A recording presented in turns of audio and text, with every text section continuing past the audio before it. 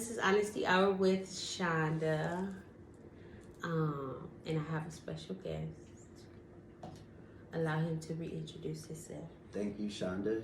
It's such a pleasure to be here. This is literally like my first time ever recording something like this, but I'm so happy because this topic is so relevant and it's on point. It's like literally my week this week. My name is Paris, y'all. I'm happy to be here for this Honesty Hour. Okay, so I'm happy to have you. I am happy to have you. So this episode is about, I feel like we should do how we met. So I met Paris through my mother. And that's just it. Literally. Okay? That's just it. And we happen to bond. And I know a few people mad about that, but y'all will be all right. They'll be madder when they see this, but then they'll be all right. Yeah, it's gonna be okay. So today's episode is the Parent Trap. We are going to talk about past traumas with parents, the parent paradox, and then how we evolve, or rather, where do we go from there? So, the first thing is past trauma of parents or with parents. How it affects our mental and emotional, I'm trying to get comfortable, orientation to the world. I don't know. How it affects our mental health. I think the first voice that you hear is your parents. So you're looking for praise, right? You do something good, you look for praise from your parents.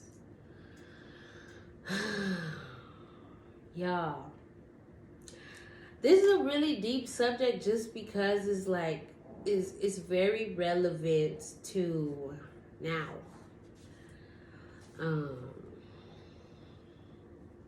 How do you think it's relevant to now? Like, contextualize that. What is now, and what does the parent trap in this conversation we're about to have? Why is it so important? What is now? Now is like right now, like now, present. From Thanksgiving to now. Shit, I think that now is low key. The way I would define now is to contextualize it in the Black family, because in the context of this human rights issue that we're having across the globe, I think that on a micro level, what we see here and what we have in our everyday lives with Black Lives Matter, like if that is really how we feel and if that is really the message that we want to project, then the secondary question is, what does Black family mean? And I feel like that's how we come back to the parent trap, because we're not going to even get to the idyllic or the future form of what a family is if we can't escape the parent trap, low key and high key. Yeah. True. I have been drinking, so now I'm just kind of all over the place. I'm just trying to think past trauma with our parents. Shit. What is this is Honesty Hour. I'm happy to be a guest. I True. mean, I feel like I am the host. If we about to talk about past traumas though, I mean, it's important for us to be honest about our own past traumas in our childhood, because I think when I started Honesty Hour, it was just kind of my therapy. So now I got somebody else here with me, and it's just kind of like, dang, do I really have to be as honest? Yes, I'm gonna be honest. So past trauma with parents, I don't know, I've been through a lot of trauma with my parents, and it's just kind of how it affects your mental health is, you go out into the world and you wonder, if you are enough and if you're beautiful enough. I'm just gonna say a reference point is Pretty Hurts by Beyonce. Because you can always fix the outside. You could dye your hair, you could fry your hair, you could do whatever. But it's really the inside that matters. So for me, honestly, like I would say that if I'm talking about past traumas with parents, it's important for me to like, I mean, yes, we all both, everyone has parents, plural. But for some, like that S is cut off, and we raised in a single family household because the entire reference point for a father over the course of my childhood and my adolescence and my young adulthood, I didn't have that. So now I have a question. With that, do you think you have abandonment issues? You know, like literally, I met this man, this guy, my father, like once, and he couldn't even point me out, and I was 7 years old. So like, I felt that, but I don't feel that the way I reflected on it and felt it in my adolescence and my teens when I really. So at 7, you know, the worst part was literally the anticipation of waiting for that red car, and it never came. But does that translate into something that is major in my adult life, mentally and emotionally? I would say it's less major than my relationship with my mom, because with respect to my relationship with my dad, you can't miss what was never there. And in that void, whether it be with the help of your mom or the help of your grandfather or your uncles and your aunts, you architect what a man is supposed to be by what your father wasn't. So that was an easy lesson for me, because it happened in a moment where I was too young to fully go through the full range of emotions involved in that, and only in when I was able to go through that range and the trajectory of emotions, it was reflective. And I'm smart as fuck, so I learned from that. True. I'm gonna have to agree, because you really can't miss what you don't have. You can't miss what you never had. So yeah, that's just where I'm at with that one. Me and you shared that daddy story too. Like he Yeah. didn't recognize you. How old were you? I was in middle school. I was going to MEC. So I think I was maybe like 12 or 13. You're lying. No, I'm serious. But honestly, we have the same upbringing, because I was raised by a single mother too. So, which is crazy, because the way we met each other is kind of like so poetic, and the fact that we would be here right now, because I'll be honest with you, when I first met you, I literally got the sense that you were your mother's child, just in the most superficial, like, this is just how I'm meeting you, this is just how I'm feeling you right now sense. And quite frankly, I was a little I had to take a sip for that. I was a little bit intimidated. I was scared at first, because I'm like, what I know about the Parent Trap and what I know about the way we pass things down, that if Shannon is Shannon, then you are fucking you, and I better literally get to know this girl and get to meet this woman. I'm not gonna say I'm a different person. I am myself. Yeah, still savage. Like, True. whatever I initially felt, I felt. But I felt like you was trying to like be cutthroat with me, and I'm like, hold on, wait a minute, I could be cutthroat too. So. I just want to like get right in there and put my claws in for the hug, but it's still a hug. Yeah, true. That's how I am too.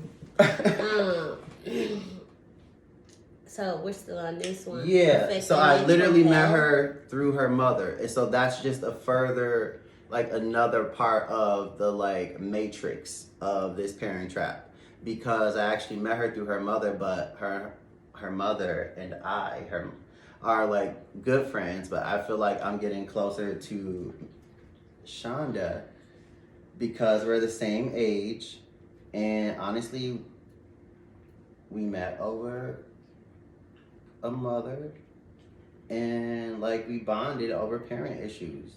I Yeah. still remember that text message you sent me, and I won't even repeat what it said, but when I read what it said, like I instantly, in a selfish, self-reflective way, started thinking about, damn, how the fuck does she know exactly what the fuck I'm going through? Like, Honestly, like parents being my mother's friend is kind of I was raised on the basis of my mother is not my friend, she's my mother.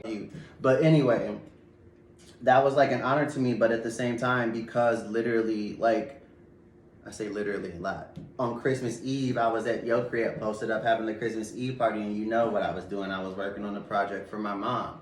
So, like, and that's a whole issue that we're about to get into, because we just talked about the father part. We didn't even get into the mom issue, and I feel like the parent trap is really the mom issue. But shout out to moms. When you by the are way, raised by a single parent, literally, you have to base interactions. You have to base mental health. You have to base emotional trauma on the one parent that was there. Sorry, single parent. We're not gonna say that single parents are horrible. I know some great single mothers. Yo, you're one. You're one. My cousin is one. My sister is one. Shout out, sis. Shout out but to listen, good single mothers. Right, for real. But wait. I don't want to sit here and bash single mothers because that's not the point. Or single parenthood, because quite frankly, single fathers, especially single fathers with daughters, I feel like that is like seeing it's like a rare sighting, and that shit is always like a gold mine. Yo, I be like wanting to take my like little baby cousin, or if I could take my niece to the barbershop with me. That's hella swag. I'd be like, you're a dad, come be my dad too. Low key, shout out to single parents, but by no means is this discussion of our past traumas an indictment of the challenges that y'all face. It's just our own reflection, because I want to be a parent and she is, and we can't move forward if we don't reconcile the parent trap. So that's why we're having this conversation. We can reconcile it, but first we have to address it. Period. And addressing it comes with actually the parents actually recognizing that they caused you this trauma, because a lot of parents will literally sit there in your face and say, I didn't cause you this trauma, you're a liar, this didn't happen, none of these things happened that you are saying happened, but they really did. So before we can go into reconciliation, we have to go into acknowledgement. Okay. And what about the whole responsibility part too? Because as much as parents like to say, I was dealing with my own trauma. So just because you were dealing with trauma as a parent, that means you had to put me through some too? Exactly. So then along that hereditary line of parenthood, it's like, who is about to stop this trend? Who is about to break this curse? So then with this one, how do you address generational trauma? Because your mom goes through trauma, right? She put you through trauma. And then you're gonna put your kids through it too? It takes a strong individual to stop that. And I think that God has chimed in, and then not, and the spirits who are the closest to us are chimed in, and then they're not. But I feel like they're most chimed in when it's the most pivotal for that curse to be broken. And for some reason, like we're close to the same age, that's yet another reason why we relate. But then we relate on these parent issues, which means that we are of a generation where our parents were somewhat similar in their styles. So I, quite frankly, feel like there are so many avenues and so many areas in my life where my life has to be a model to break curses or to show other people how to break that curse, but it also has to be a pursuit for my own individual happiness. And that is crazy, because if we're going to go back to the parent trap and talk about how parent traumas affect our mental and emotional health, from the outset, you are operating and navigating and negotiating yourself in this world at a disadvantage because you have the weight on your shoulders and the pressure to not do it in the shitty way that it was done onto you. Whereas if someone told me that like rich parent, spoiled child, like spoiled child. And at some point, I forget the pattern, but when it was described to me, it was brilliant because spoiling or giving your kids everything, and I don't even mean like financially or materialistically, I mean just like at the very basic.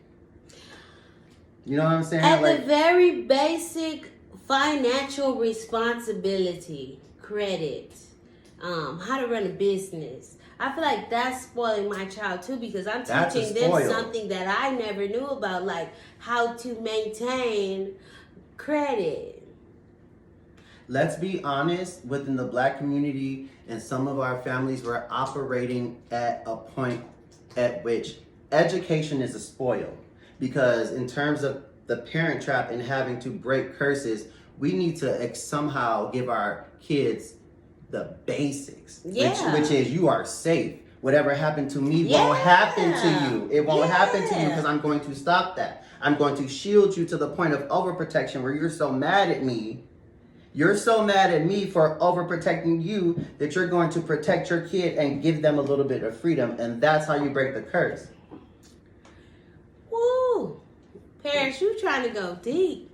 Because now I feel like I'm going to have to share a conversation that I had with my baby's father. Okay? With my children's father. Because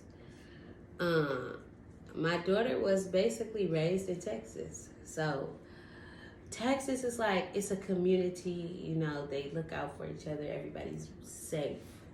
Shout out to Texas. The neighbors look out for your kids outside. You know, somebody's going to come to your door like, hey, this happened.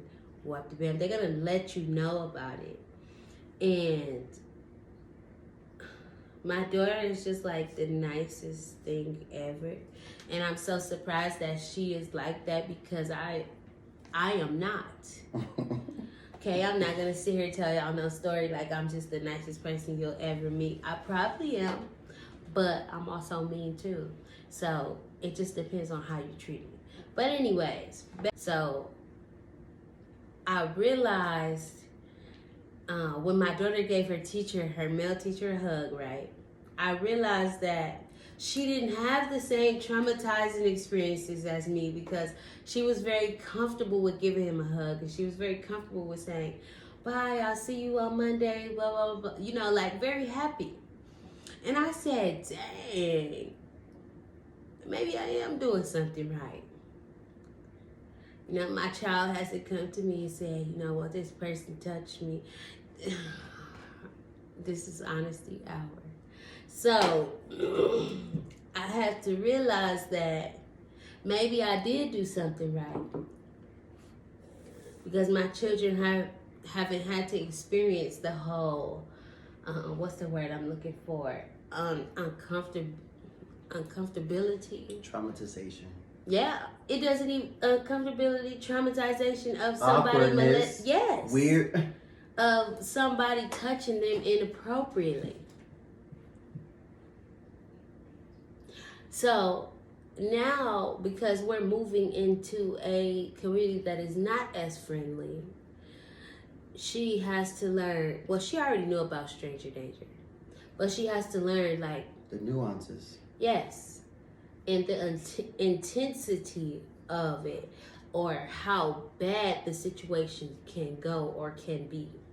Or to the extent that Nelly, who I've met, she's so bubbly and so lovey at first, to the extent that she needs to know at face value and right off the bat that stranger danger has layers to it. Yes. Because there are there are the pervs in the truck, and then those that try to cultivate you and like get at you for weeks.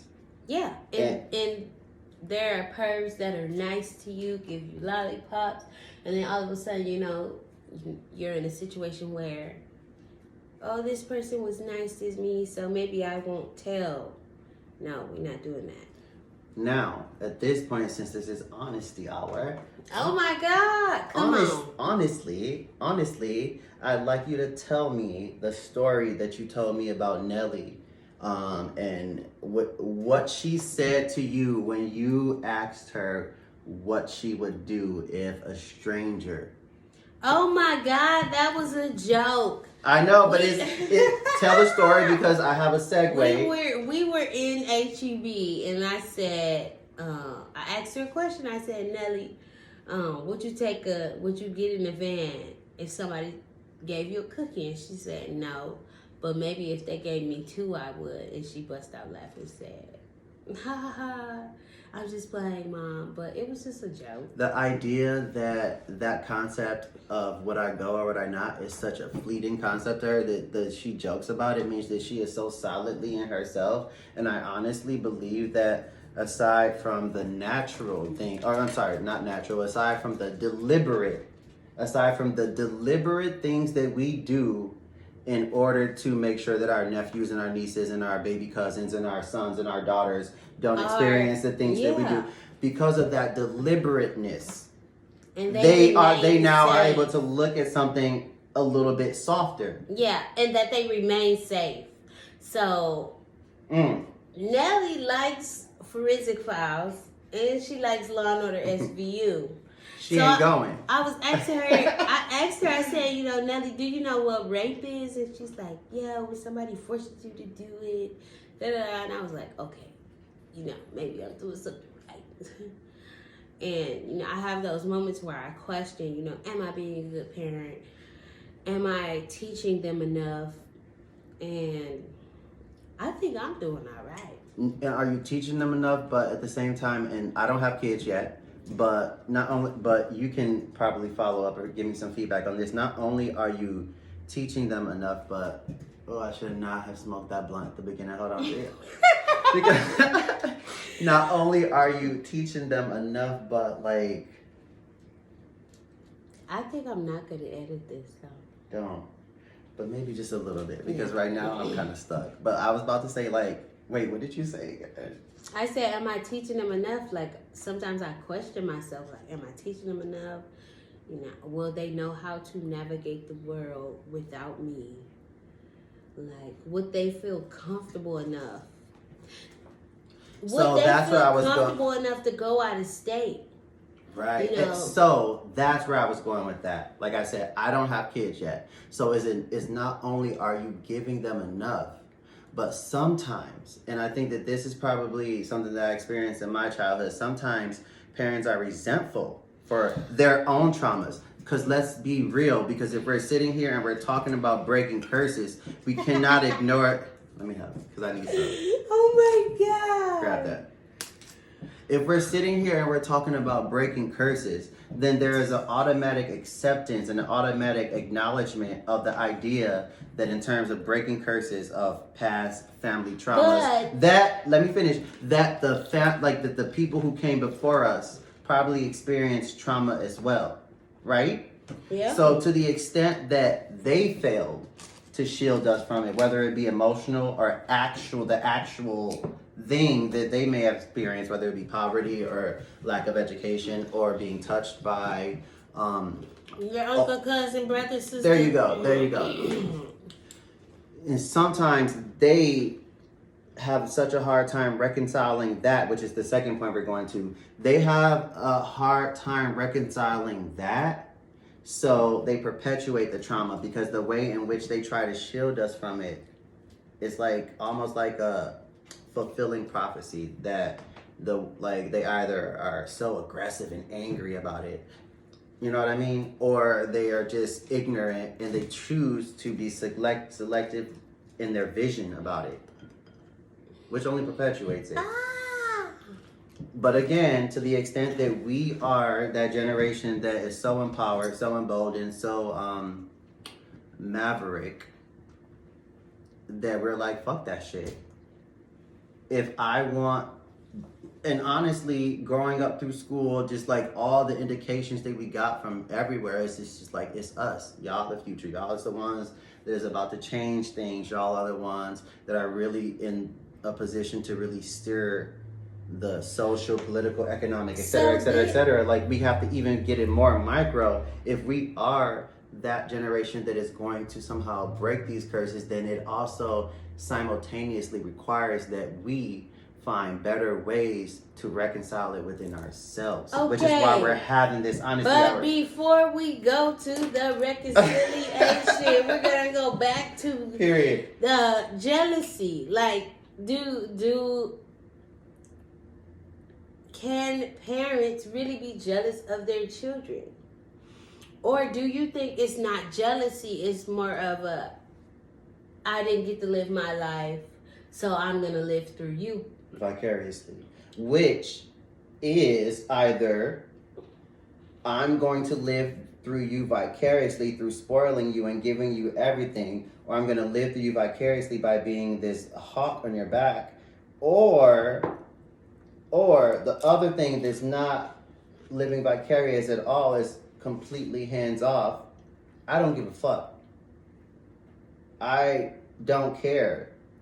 I resent your good education. I resent the fact that I had to be a parent and do these normal things. And I resent the fact that I was not ready for but you were ready for the world, and I resent you for going out in the world and doing it in a way that I couldn't do it. But then again, why are you resenting the idea and the notion and the physicality and the reality that you gave birth to that which would break the curse of what you went through? Some people are so solid in the traumas that they went through that they can't recognize outside of themselves.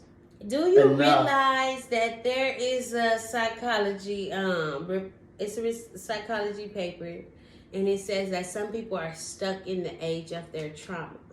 So just imagine you being sexually assaulted. Let's say you're sexually assaulted at 11. Your body is still growing, but your mind is not. Talk about that. I know it's honesty hour. I just want to probe you right there.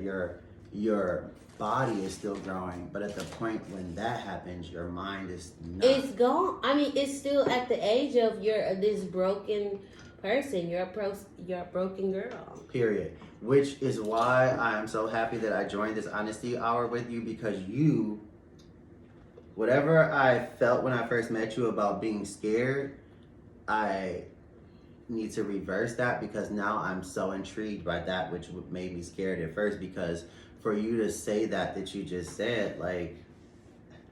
So then is it more like, your parents are jealous of you, or are they,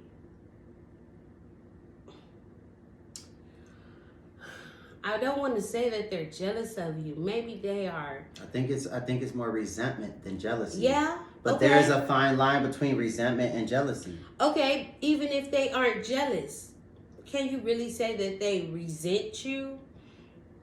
Or is it more you know what, honestly, it could just be resentment. I'm not even gonna try to go deeper into that.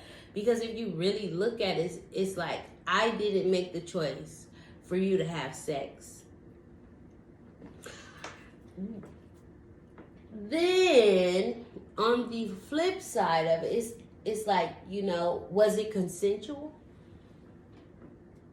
So then, in that aspect, I could see why parents would be resentful of their children. Like, I didn't even have a chance to grow up, before I was forced. This was forced onto me, and I have to be a parent now. But honestly, I could say when I did become a teenage parent, my mom still let me live my life. If I chose not to go to prom because they said I couldn't bring my date, which was Jerron. So I said, no, I'm good. I don't want to go to prom. Side note, Jerron is her now 15-year-old son. Yeah. Her bestie. He's so cool, you guys. Yo, listen, something that I wanted to go back to that you said, because it's interesting that you said in the midst of being sexually assaulted as a child, as an adolescent, that your body was still growing, but somehow your mind was stunted in that place. Now, that is such an important thing that you just said, because I think that is literally the issue. You literally got straight down to what that issue of the trauma is. Now, I'm not a psychiatrist or a psychologist, so I can't break down. I'm not either, but I went to therapy, y'all.